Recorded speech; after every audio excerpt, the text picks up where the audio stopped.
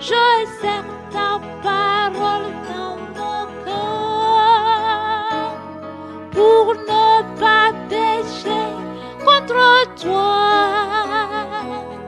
pour ne pas pécher, pour ne pas pécher. Je sers ta parole dans mon cœur.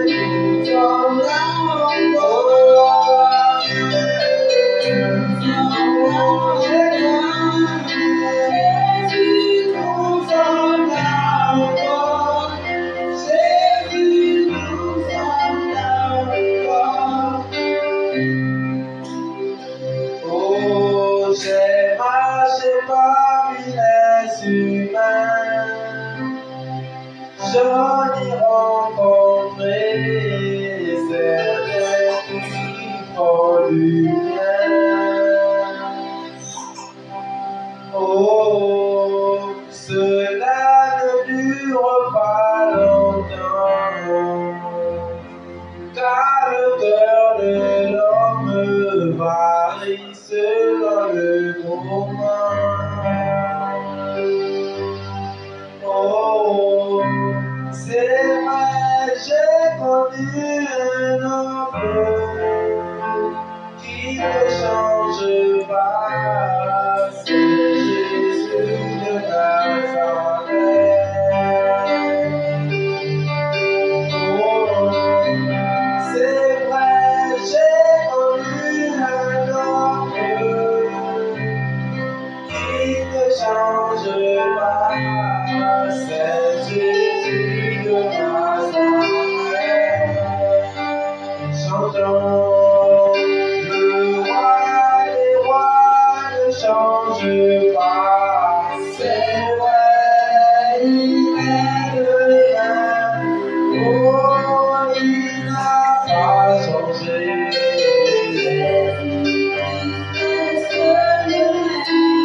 Le roi des rois ne change pas, c'est vrai. Oh, il n'a pas changé.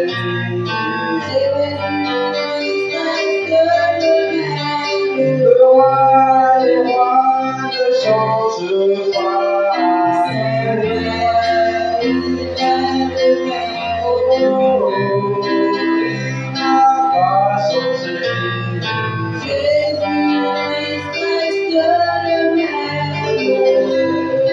Pourquoi je veux l'adorer?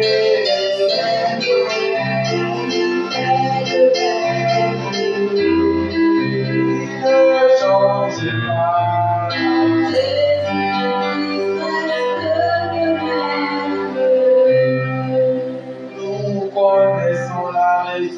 te louer. Jésus est le Dieu oh, nous connaissons la raison de te louer. Jésus oh, le Dieu nous connaissons la raison de te louer. Jésus est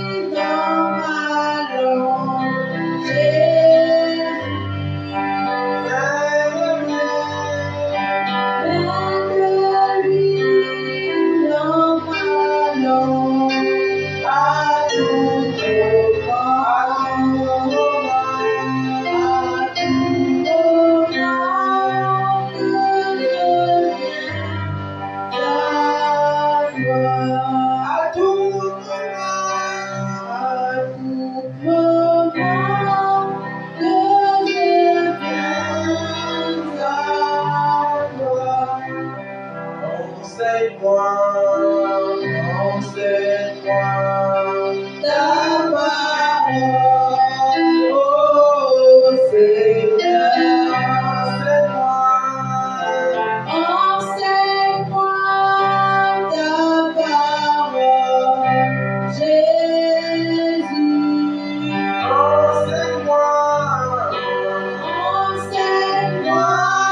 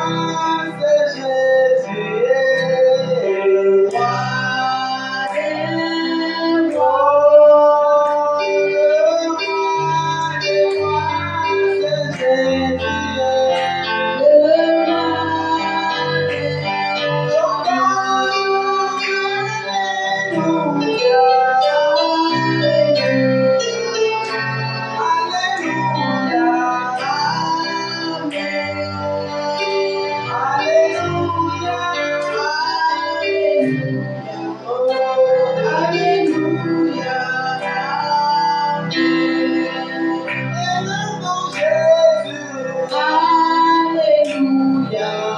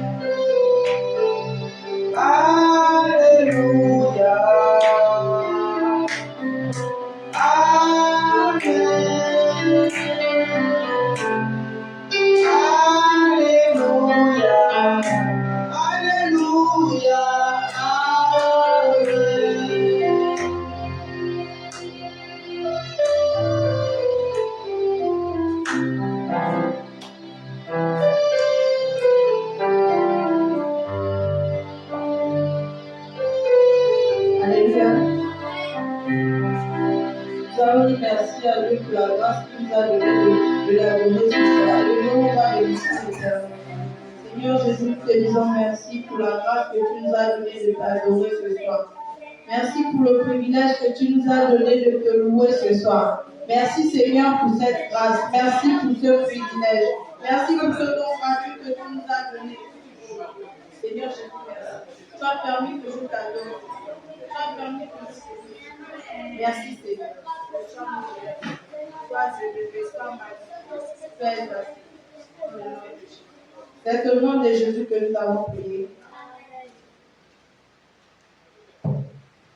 Comment te dis que je ressens? Oui, tes bienfaits sont trop grands. Fond de mon amour tes larmes. Oui, comment te dis que je ressens? Oui, tes bienfaits sont trop grands. Du fond de mon âme coule des larmes qui traduisent mes silences. Que ma vie soit une fleur, un parfum pour toi, Seigneur. Que ma vie soit une fleur, un parfum de bonne odeur. Devant toi, je me reprends.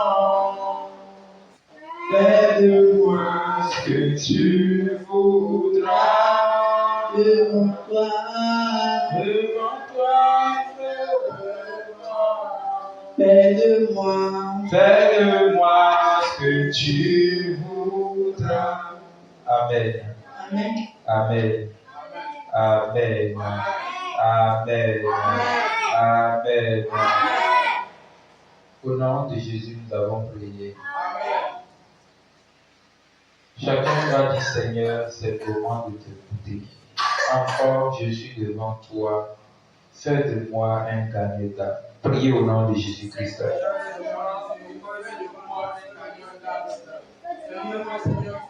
Fais de moi un gagnant d'âme. Que ce message que je vais encore écouter ce soir me rend fort dans le gain d'âme.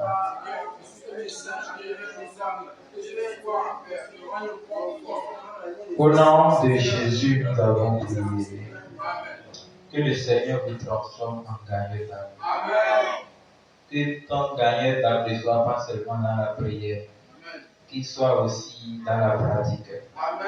Que le Seigneur, par sa parole, fasse de vous des meilleurs gagnants d'âme. Au nom de Jésus, nous avons prié. Asseyez-vous rapidement. Notre thème, l'objectif d'un gagnant d'âme. L'objectif d'un gagnant d'âme. Nous allons arriver jusqu'au niveau 10 et nous allons mettre une pause à ce message. Aujourd'hui, nous allons aborder la 9e partie qui est les évangélisations dans les cellules. Les séances d'évangélisation dans les cellules. Les évangélisations ou bien évangélisation dans les cellules. Évangélisation dans les cellules. Et rapidement, cette partie consiste à faire des disciples, les disciples, et que des disciples aussi fassent des disciples jusqu'à ce que nous remplissons tous les lieux des disciples. Et rapidement, nous allons voir une révélation qu'on a de Matthieu chapitre 28, le verset 19 et le verset, je pense que c'est le verset 20. Voilà. Matthieu chapitre 18, le verset 20 dit, et enseignez-les à observer tout ce que je vous ai prescrit, et voici, je suis avec vous tous les jours jusqu'à la fin du monde. Amen. Les évangélisations, c'est-à-dire évangélisation dans les cellules. Et si vous retournez encore, là où la Bible dit, allez, le verset 19, allez, faites de toutes les nations des disciples. C'est-à-dire que il y a, allez, faites. Asseyez-vous dans la grâce du Seigneur. Allez, faites. C'est-à-dire que si vous êtes disciples, vous êtes appelés aussi à faire des disciples. Si vous ne faites pas des disciples, donc vous n'êtes pas encore des disciples. c'est un maître qui peut former un cadre. Sauf un docteur qui peut former d'autres métiers. C'est-à-dire, voilà, parce que c'est un enseignant. Sinon, un tailleur forme un tailleur. Un chauffeur forme un chauffeur. Un métier forme son exemplaire. C'est ça. Donc, il dit, faites des disciples. C'est-à-dire que les gens que vous encadrez dans le message, dans la nouvelle essence, dans le salut, dans l'éducation, dans l'éducation, sont des gens que vous devez aussi transformer. Vous devez les transformer en disciples. Et étant dans le rythme de devenir disciples, ces gens sont aussi devaient être baptisés au nom du Père, du Fils et du Saint-Esprit. C'est-à-dire que le nom même du Père, qui est le nom du Fils, qui est le nom du Saint-Esprit. C'est-à-dire qu'ils devaient passer par le baptême d'immersion au nom de Jésus. Les gens que vous enseignez, vous devez aussi leur parler aussi du baptême d'eau. Oui. Sinon, vous les avez cachés une partie de la parole. Vous devez aussi, parce que vous les avez déjà montré l'évangile, vous devez aussi leur montrer que l'évangile mérite d'être engagé avec le Seigneur. Alors, et enfin, enseignez-les, c'est là que je m'en vais, enseignez-les à observer tout ce que je vous ai prescrit, la sainte doctrine. Enseignez-les la sainte doctrine, c'est tout ce que vous ai prescrit, c'est la sainte doctrine. Tout ce que je vous ai prescrit, c'est la sainte doctrine. Qu'est-ce que la sainte doctrine? C'est l'ensemble des enseignements du Christ qu'il a enseigné à ses disciples. Tout ce que je vous ai prescrit, ce n'est pas le message partiel, le message incomplet. Non, nous devons tout enseigner aux disciples. Enseignez-les. En les enseignant, Christ les a enseignés aussi en allant. Donc, eux aussi devaient partir comme disciples. Alors, si vous les avez enseignés en tant que disciples, ils sont disciples, ils aussi doivent chercher à enseigner d'autres personnes. C'est ça. Ils doivent chercher à évangéliser. Ils doivent apprendre à prêcher le message. Christ a aussi enseigné l'évangélisation. Ils ne sont pas appelés d'enseigner seulement la connaissance. Ils devaient aussi apprendre à enseigner cela à d'autres personnes. C'est en cela que Jésus sera avec eux, comme il est avec nous. On va rapidement filer parce que le gain des âmes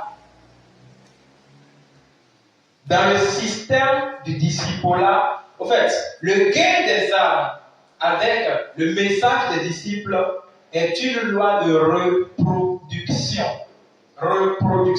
C'est-à-dire que si Christ a enseigné ses disciples, les disciples sont l'exemple du Christ. Si ces disciples enseignent d'autres personnes, ces personnes aussi devaient être à l'exemple du Christ. Et si ces gens aussi enseignent d'autres personnes, c'est pas cela qu'on nous transmet, on nous reproduit jusqu'à notre siècle. Est-ce que vous comprenez ce que ça veut dire? Ça veut dire que si moi je mange la sainte doctrine, je dois donner ça à une autre personne. Cette personne doit consommer la sainte doctrine et la donner à une autre jusqu'à toute soit nourri par la sainte doctrine. Alors, donc c'est une loi de reproduction. C'est-à-dire, la race des gagneurs d'armes doit se propager d'après le monde, partout dans le monde. La race des gagneurs d'armes. Tu dois être un gagneur d'armes. Je dois être un gagneur d'armes. Vous devez être des gagneurs d'armes. Nous devons tous être des gagneurs d'armes. Et partout, on doit voir que nous portons l'objectif de gagneur d'armes. On doit sentir que nous portons ce fardeau de gagner des âmes. Tellement missionnaire que tous nos actes doivent révéler le gain d'âme. Tous nos actes, toutes nos actions doivent révéler le gain d'âme. Notre travail doit révéler le gain d'âme. Notre démarche doit révéler le gain d'âme. Même nos clients. Si nous sommes clients à quelqu'un, c'est pour gagner l'âme de cette personne. En temps, on faisait ça. Je n'ai pas eu chez quelqu'un, c'est parce que c'est que je voulais terminer. Si je me retrouve plus d'accord, ça va que j'ai terminé ma mission. Alléluia. Ouais, c'est ça. Je le ferai, je le ferai, je le ferai, le travail de mon Père.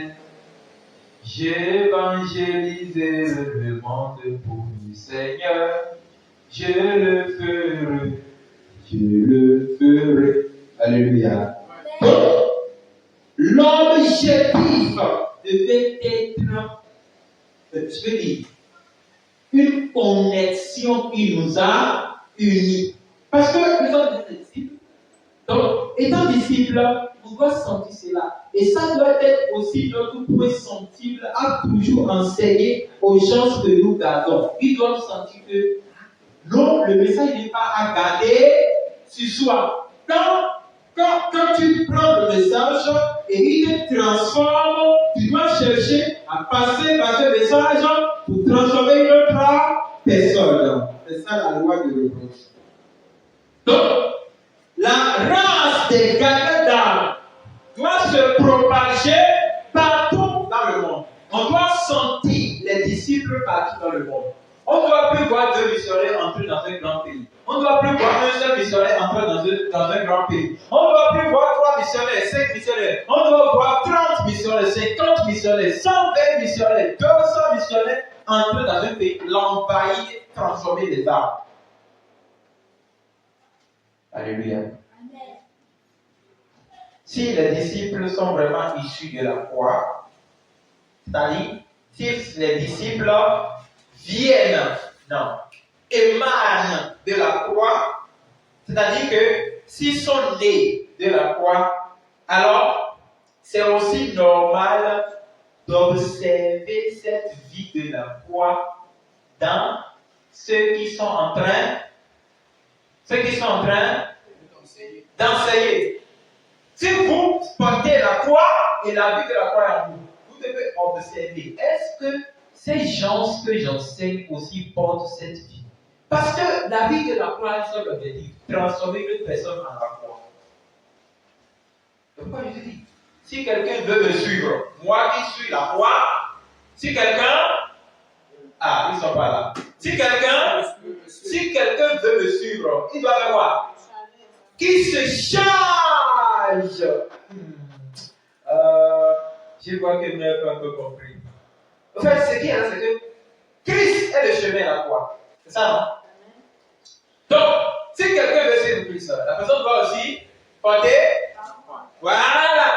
Et si cette personne porte sa croix et il enseigne aussi la croix à une autre personne, la personne à qui il enseigne aussi doit porter. Ah, c'est à cause de cela que vous devez enseigner aussi aux disciples que vous savez qu'ils doivent évangéliser. Ils doivent être, vous devez aussi apprendre à organiser l'évangélisation dans votre service. Oui.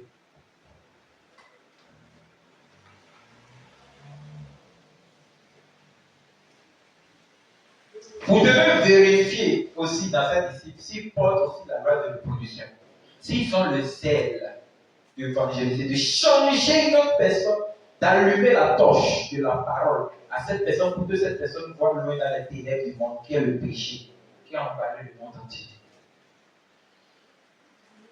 C'est quoi cette loi de reproduction?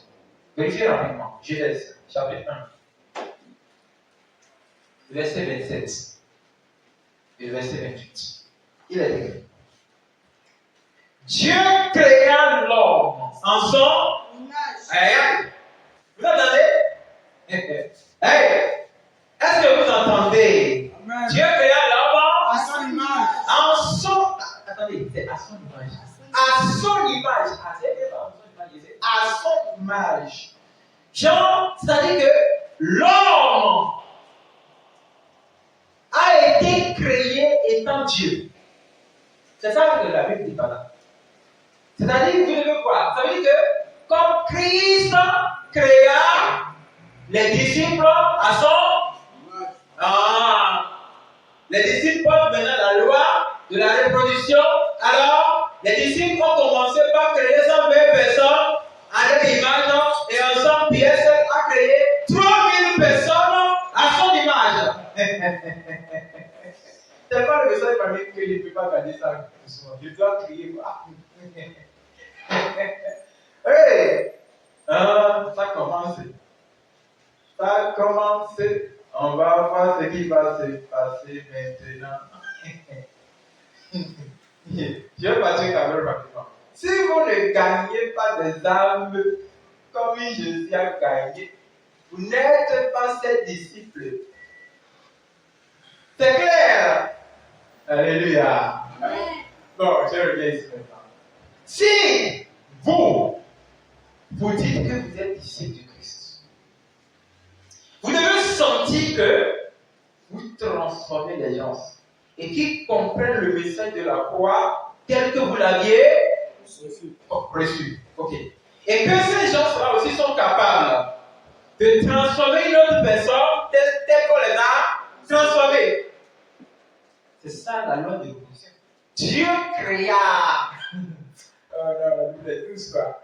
Dieu créa. Comme Christ aussi a créé. Et comme Pierre aussi a créé. Et comme Paul a créé Timothée. Dieu créa l'homme à son image. Il le créa à l'image de Dieu. Il répète encore. Dieu créa l'homme à l'image de lui-même. La Bible, il le créa à l'image de Dieu. Genre, si vous prenez l'homme, quand Dieu avait créé l'homme, je parle de la vraie image de l'homme. Alléluia. Alléluia. Quand vous prenez l'homme et vous regardez Dieu, vous avez l'impression que vous voyez deux personnes identiques de vous. C'est comme si vous êtes en train de regarder la même personne dans le miroir. C'est ce que l'homme était avec Dieu. Je vais vous préciser. Ça veut dire que dans le jardin d'Éden, Christ était avec deux disciples. Vous avez compris? Non, vous n'avez pas compris. Celui qui a créé Adam et Ève dans le jardin, c'est qui? C'est Jésus. Arrêtez de dire Dieu. C'est Jésus. Christ de Nazareth, l'homme de Galilée. C'est lui. C'est ça même la notion du disciple-là. Nous tous qui prenons la notion du disciple-là, cette partie-là, je pense que ça va être clair maintenant. Quand la Bible dit Dieu créa l'homme à son image, ça veut dire que c'est Jésus-Christ de Nazareth qui était dans le jardin, qui a formé deux disciples. D'abord Pierre et après Jean. C'est une façon de parler. Hein. Parce que quand Dieu veut appeler la il a fait une personne. Après qui? C'est comme ça qu'il a fait. Il va vous montrer que c'est vraiment la notion transmissible des disciples. Lorsque Dieu a créé l'homme à son image, il laissa l'homme respecter les principautés du disciple-là. C'est-à-dire, reste là. C'est un ordre. Adam reste là. Vous n'avez jamais entendu que, dans la Bible a dit que Adam a répondu à Dieu. Après, vous allez voir que, oh, mais je voulais faire un message sur l'évangélisation. Qu'est-ce que je fais? On va retourner en arrière. Bon, bref, hein. Vous voyez que Dieu a créé l'homme à son image. Ça veut dire que si on enseigne un disciple, il doit créer aussi une autre personne à l'image de celui qui l'a créé. Bon, arrêtons. Sinon, je risque de passer par un autre carré. Je partais, mais Dieu soit le que je me suis revenu. Que ça m'en soit arrivé. Bien, donc, il créa l'homme et la femme. Ça veut dire que Dieu, nous pouvons avoir des disciples hommes comme aussi des disciples femmes. On peut être disciple et ne pas être apôtre. On peut être disciple et ne pas être pasteur. L'essentiel, c'est que la personne est disciple et porte le fardeau du Christ. Il créa l'homme et la femme. On peut avoir des disciples femmes plein. Au contraire, les disciples femmes travaillent bien. Les disciples femmes, tantôt ils diraient, tantôt ils ne diraient pas. En tout cas, changer le nom de Jésus-Christ. Et le verset continue, Dieu les bénit. Dieu bénit les disciples. Et Dieu leur dit, soyez féconds. C'est un nom de reproduction. Allez! Alléluia! Hey! Remplissez tout pour gentil des disciples. Soyez féconds. Hein? Jean, vous avez deux disciples. Vous enseignez les deux disciples là, eux les soirées, toutes les soirées fécondes. Eux aussi fécondent encore. L'autre féconde 2, l'autre aussi féconde, ça fait 4. Les 4 aussi fécondent. Les fécondes, on a le droit des disciples. Des disciples. C'est ce que Dieu dit, Dieu ne dit pas grand chose. Soyez féconds. Hein? Soyez des poules pondeuses. Alléluia. Ok, on continue. Ça c'est pour lui. C'est pas ça un peu. Multiplier. Il n'a pas dit additionner. Multiplier. Christ était seul. Lui seul, il a appelé Pierre. Après, il a fait André. Après, il a fait Jean. Après, il a fait Jacques. Après, il a fait Thomas. Après, il a fait Barthélemy. Et ainsi de suite, jusqu'à ce qu'il devienne plus. Et comme vous savez, dans tous les enfants, il y a un enfant taré. Il y a eu un enfant taré, on l'a laissé. Il a resté honte. Après, on a adopté un autre enfant à sa place. Comme il a déjà l'héritage, Judas a déjà l'héritage céleste. Si tu laisses ta place, une autre personne prendra ça. C'est vrai, les gens qui disent qu'on ne peut pas faire de salut. Ça veut dire que si tu laisses ta place, une autre personne prendra ça. Donc, on a adopté une autre personne prend sa place. Il était, d'autres disciples sont en train de dire ça. 120 personnes dans la chambre haute. Vous voyez? Ça veut dire que ils se sont multipliés. Je pense que 120 personnes divisées par 12, ça fait 10. Vous voyez? 120 divisé par 12, ça fait 10. Ça veut dire que les 12 se sont multipliés par 10. Après, ils se sont multipliés par 3000. J'aime bien la partie là. 3000. Et ça, je ne disais pas, la Bible dit Dieu ajoutait tous les jours. Il multipliait. C'est ça la fécondité dans le disciple-là. Attendez, c'est quoi le mot là qui vient dans ma bouche? Je voulais parler d'évangélisation. En tout cas, vous voyez, non? Tellement que j'ai déjà lu les choses dans la semaine qui ça commence pas à venir dans ma bouche. Ok, donc continuons. Il multipliait et remplissait la terre. La loi de reproduction. Quand tu interpelles quelqu'un, il doit dire, on a dit, le plus grand problème de notre péché. Ah, ça c'est le faute. Quand tu entends dire que quelqu'un a déjà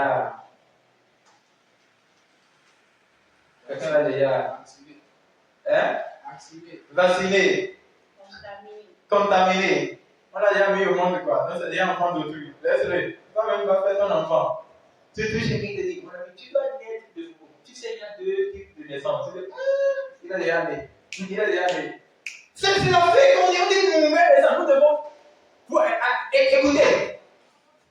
Allons faire naître énormément les chances. Là, on est juste moins de 110 000 personnes dans cette petite ville. C'est petit. C'est bien petit. Hein? Allez faire des enfants, s'il vous plaît. Faites des disciples. Il dit faites des disciples. C'est la fécondité, c'est la multiplication. Il dit remplissez et dominez sur les poissons de la mer. Bon, je laisse le reste. J'ai déjà suivi.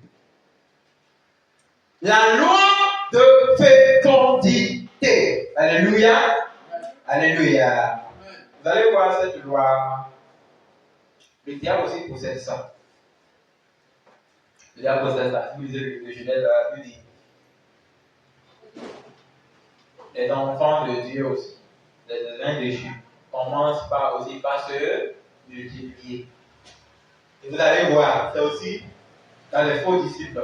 Vous allez voir les faux disciples comme, regardez, Matthieu 23, verset 4, verset 13. Il dit, il lit les fardeaux pesants et les mettent sur les épaules des hommes. Mais ils ne veulent pas les remuer de toi.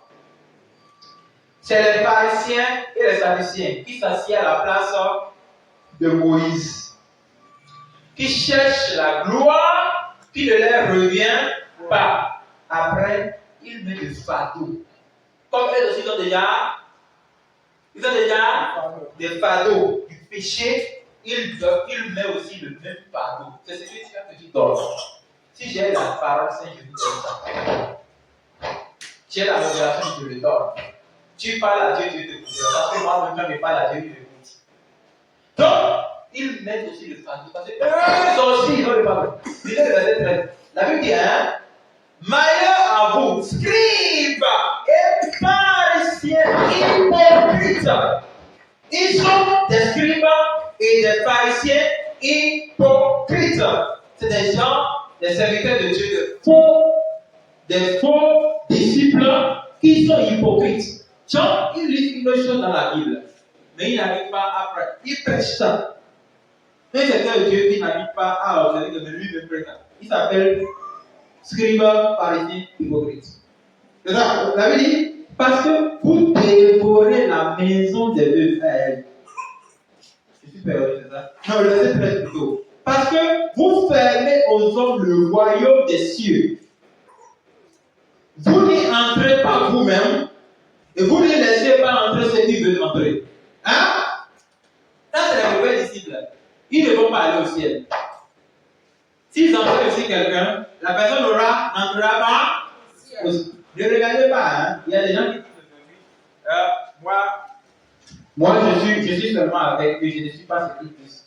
Mais je suis quand même au milieu. C'est faux. Tu es au milieu de tu es connecté par les virus. Ah, pourquoi me dire tu es connecté, tu es contaminé par le virus. Tu vas là, tu adores la doctrine. Si c'est Satan qu'on a enterré là, tu t'agenouilles devant le Satan. C'est ça. Vous allez voir quelqu'un qui me dit, moi je suis seulement au milieu d'eux, mais j'observe ce que la Bible dit. C'est faux! Tu es au milieu d'eux. Et ils prêchent contre la vérité. Toi, tu es là. Mon ami, tu ne vas pas aller au ciel. Parce qu'ils sont comme des pharisiens, scribes, hypocrites, qui ne veulent pas entrer au ciel. Et qui sont en train d'enseigner des gens à suivre aussi leur chemin. C'est un disciple qui fait le disciple. Un pharisien fait d'être un pharisien. Vous êtes convaincu. Je ne peux pas enseigner quelqu'un et il va aller enseigner quelqu'un d'autre. Vous devez être baptisé en 3 noms. Si tu entends ça, il te dit que c'est moi qui l'ai enseigné. Dis-lui de suivre ta bouche, c'est pas moi. Pourquoi? Parce qu'on connaît ce que j'enseigne. C'est ça, non? Quand tu dis à quelqu'un qui connaît, tu dis, ah, le monsieur là, de ça, parle de ce que je dis là. Il faut partir. Parce qu'il connaît que c'est ce que je dis. Et on sait que si j'enseigne quelqu'un, la personne ne finira pas avec ce que je dis. Donc, si j'étais dans le faux, et on voit le faux chez quelqu'un, c'est moi qui l'ai enseigné. C'est la même chose ici. Les pharisiens forment des gens qui sont difficiles à être changés. Et la Bible même dit, hein, il dit si j'enseigne quelqu'un, la personne est pire et mauvaise 2 fois que eux-mêmes. Alors, les gens que vous enseignez dans les cellules-là, ils doivent être aussi pires dans la parole de Dieu devant vous. C'est ça la reproduction. Il y a combien de dieux? Il y a un seul Dieu, non? Il a créé combien d'hommes? Un seul homme, non? Après, on est combien sur la planète de Dieu?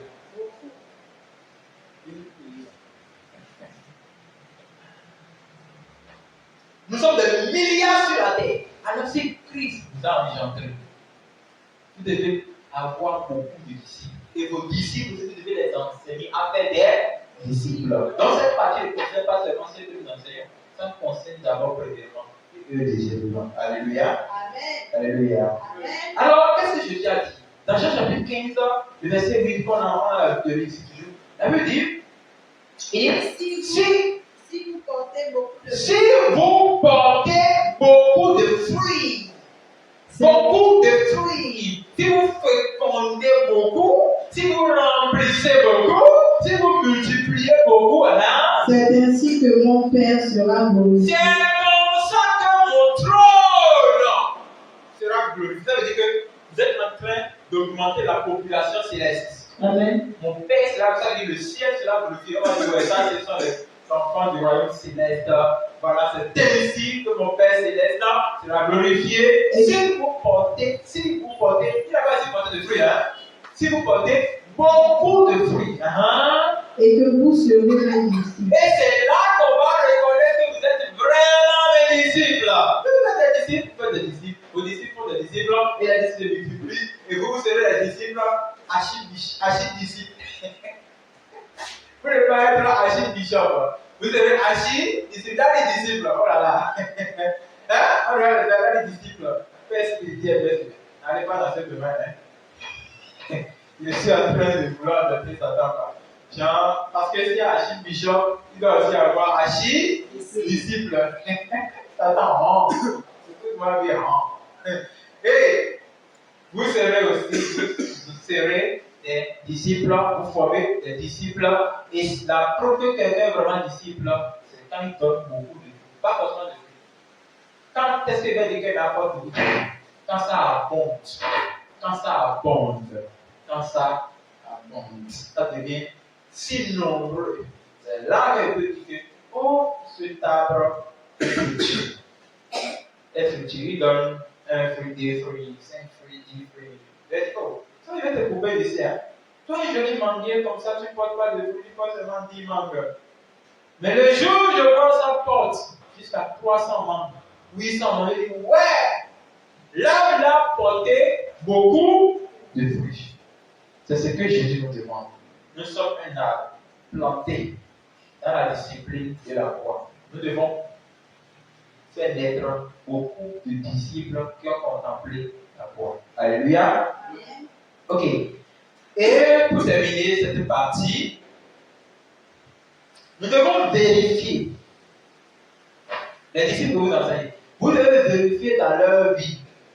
Et vous devez aussi les demander. Vous devez vérifier la compréhension de la foi. S'ils ont vraiment compris la foi. Vous devez les demander ou chercher à connaître leur connaissance sur la nouvelle naissance. Est-ce que le message que vous les transmettez est solide en eux? Parce que si ce n'est pas solide en eux, ils ne peuvent pas l'évangéliser à une personne. Si le message n'est pas solide dans le disciple, il ne peut pas le transmettre à une autre personne. C'est pourquoi vous devez chercher à connaître comment. C'est après cela maintenant, vous organisez une séance d'évangélisation. Et vous sortez 30 minutes pour revenir. Vous sortez 30 minutes pour revenir. Jusqu'à ce qu'ils deviennent des disciples un peu solides pour maintenant une heure avant de revenir.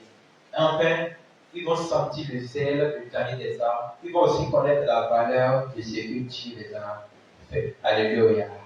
Question? Comment tu as été rapide comme ça? On y va. Je vais utiliser le micro. J'ai écouté une vidéo hier. Celui qui posait la question, ça va ne sortir pas. Oui? Ma question est de savoir, vous avez dit qu'on peut enseigner les disciples, que ces disciples ne seront pas forcément apôtres, pasteurs. Oui, oui. Donc, ma question, si ces disciples qu'on enseigne n'ont pas l'un des 5 ministères, quel rôle vont-ils avoir? Quel don ils pourront avoir? Très bien. On peut enseigner un disciple et il peut ne pas être pasteur ni apôtre. Mais en sortant pour gagner des âmes, il va découvrir lui-même le don qui se trouve en lui. Ce n'est pas seulement les 5 ministères qui existent. Il y a encore les dons, non? Il y a les opérations, non? Voilà. Donc si le disciple possède le ministère d'évangéliste, par exemple, dans l'évangélisation, vous allez commencer par sentir qu'il possède ce ministère. S'il possède le ministère du pasteur, dans l'évangélisation, vous allez sentir ça.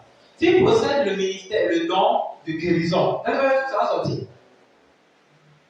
Dans l'évangélisation, tout sort. Mais nous devons comprendre que ce n'est pas parce qu'ils sont disciples qu'ils vont forcément devenir apôtres. Vous avez compris? Moi, par exemple, ce n'est pas parce que j'enseigne quelqu'un qui va devenir docteur. En fait, il va posséder le ministère doctoral. Non. Ce n'est pas parce que je le forme que forcément il va posséder le ministère apostolique. Non. Je peux le former et lui, il a seulement le don de parler en langue et l'interprétation. Parce que ça dépend de ce que Dieu lui a donné. T'as compris, non? Ok. Question? Oui?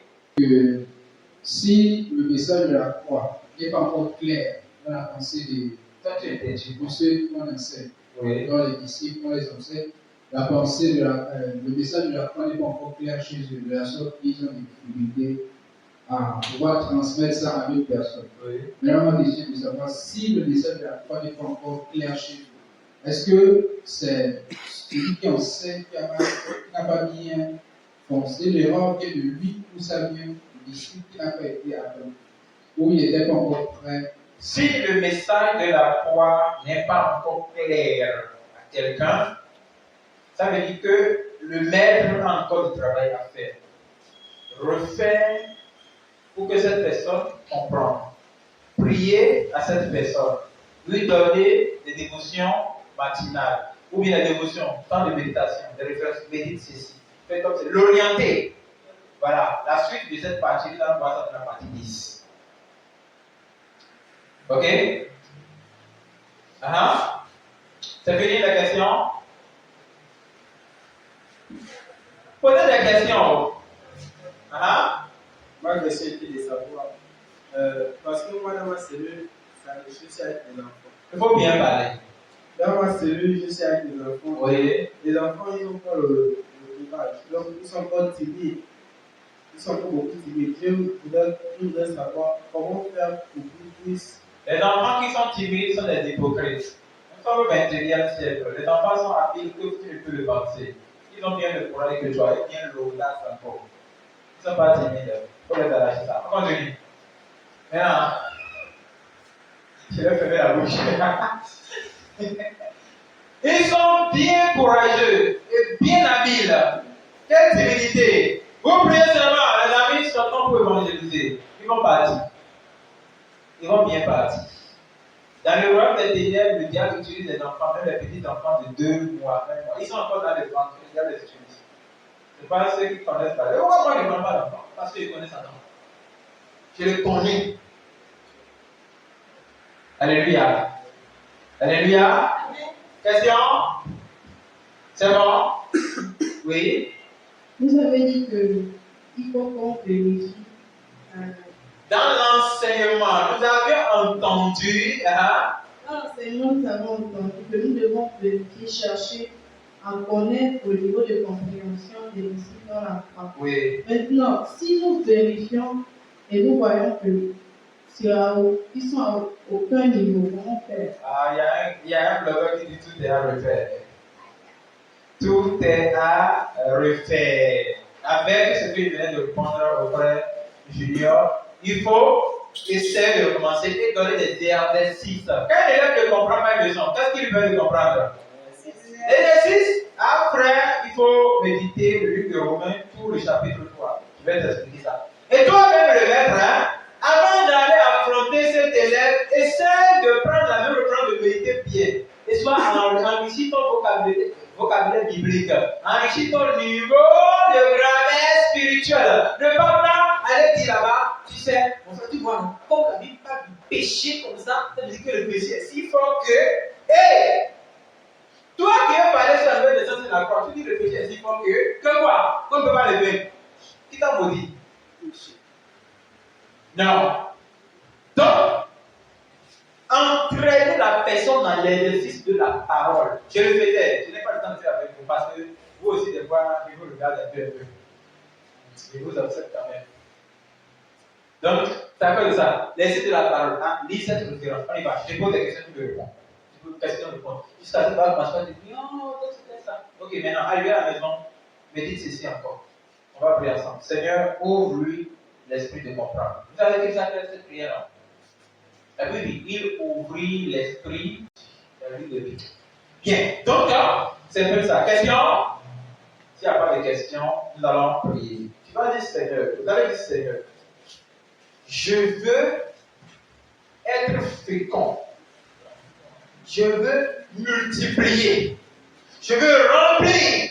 Permets-moi de faire autant de disciples que tu l'as dit. Priez au nom de Jésus-Christ. Seigneur, je veux être fécond. Je veux faire aussi des disciples.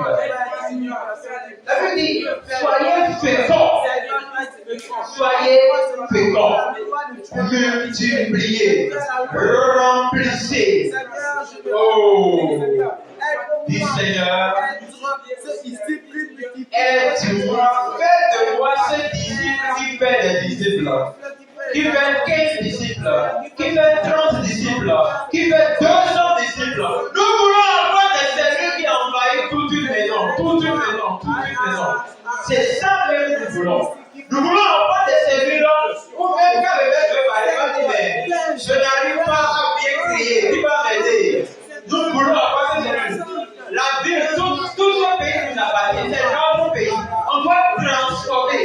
On doit avoir des disciples partout. Seigneur, aide-moi, car je sais que ce n'est pas Au nom de Jésus, nous avons prié. Amen. D'ici jusqu'à la mort. D'ici jusqu'à la mort. D'ici jusqu'à la mort. Je serai disciple jusqu'à la mort. Tu le seras. Amen. Tu le seras. Amen. Comme la loi de la reproduction l'a estimé. Soyez féconds. La grâce d'être fécond. La grâce de multiplier. D'être une poule pondeuse dans la foi. De pondre les disciples. De multiplier les disciples. Je prie que le Seigneur vous accorde cette grâce au nom de Jésus-Christ. La nature de la croix qui multiplie les croyants de la croix, les disciples de la croix, les consacrés pour la croix. Que le Seigneur fait grandir cette nature en vous au nom de Jésus-Christ.